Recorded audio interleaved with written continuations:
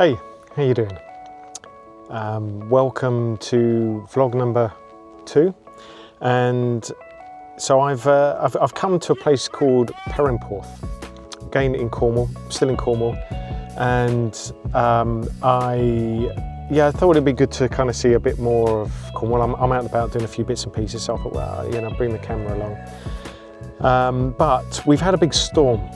We get lots of storms in Cornwall here, and it blew through last night, but I've come down here and it's still really windy. It's quite wet. I might try and venture out in a few minutes just to show you, because I can see just over there. You can't really see, but the sea is just like white. It's white. It looks like it's boiling, and it's amazing. I mean, it's smacking against the rocks really high. But anyway, that being that, I thought it would be just to clear up a little bit of confusion about the audience of the Video Bible Dictionary videos, the stuff that we're creating and showing on Behind the List.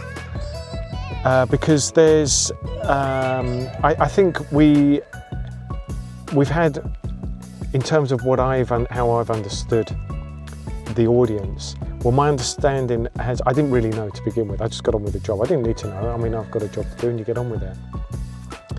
And so, but my understanding has changed quite a lot, well, massively. And so I thought it might be useful just to think through or talk through basically who the audience is and what it is exactly we're doing. So the project that this is all part of is called FIA, F-I-A, and it stands for Familiarization, Internalization, Articulation. And that is for Scripture, and it's a process or a method to help people to familiarise themselves, internalise Scripture, and then be able to articulate it and share it. And it's predominantly for people groups who haven't yet got their own version of the Bible. And so originally I thought the stuff that I am doing was for the end user, but it's kind of not. It kind of is, but it's kind of not. It's a bit of a mixed bag. But this process is predominantly aimed at, not predominantly, but it's aimed at Bible translation teams, amongst others. There are many sort of customers, if you like, many users of it, but predominantly it's the Bible translation teams around the world. Now, these are church-based Bible translation teams, and so they're not the normal, how Bible translation has been done for the last, 200-300 years, 400 years, however long it's been, Bible translation has been underway. These are church-based Bible translation teams, and the FIA material is to equip them. It's to basically give them a resource so that they can, and it's kind of like it's a commentary, it's like a Bible dictionary, it's a concordance, all wrapped up into one, as well as the actual Bible and the Bible stories. And it's a resource. It's a resource to help these guys be able to translate Scripture for themselves. Bible translation has been a very long process. It's been a very drawn out process and quite an expensive, labour intensive process. And so we're never going to be able to give everybody Scripture in their heart language. And a heart language is something that people speak when they talk of emotion, when they explain and they communicate. People often will have perhaps a trade language, and that's what they would perhaps buy and sell in, or be able to speak to other people in other cultures. But a heart language is how you tell somebody that you love them, or to be able to explain that emotion. And so there are millions, tens if not hundreds of millions of people that have no Scripture in their heart language, and that's kind of what we're doing. Is we're equipping the local church all over the world, in all different places, to be able to do this for themselves. And it's really cool.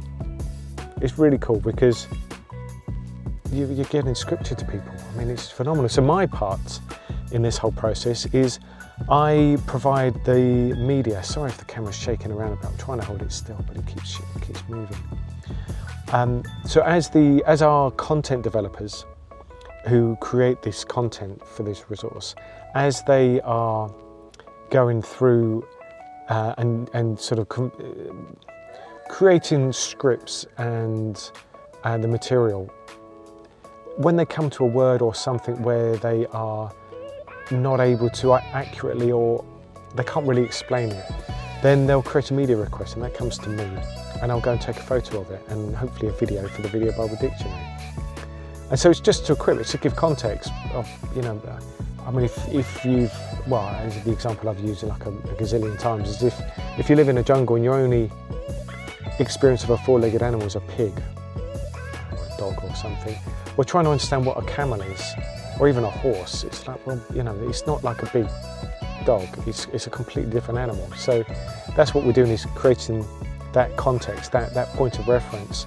And the Video Bible Dictionary is particularly useful because it shows people what it actually looks like, how it moves, texture often, the environment that this thing sits in. So yeah, so that's kind of basically what we're doing.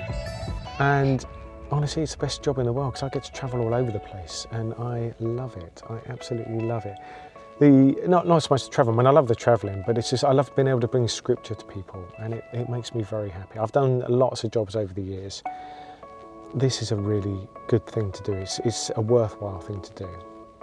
So yeah, that's kind of what we're about. That's what we're doing. And I guess as I do more of these vlogs, and also when I start going on, when I do my next trip, then it will slot more into place. And that's, you know, as you see us behind the scenes doing bits and pieces, well, you know, that's what it takes to do this, you know, that's what it takes really. So yeah, there we go. I just thought I'd clear that up a little bit. Hopefully that's a bit easier to understand. And well, any questions, do the YouTube thing and leave a comment. You can even like and subscribe if you want to. That'd be great. And yeah, I'll see you next week's vlog.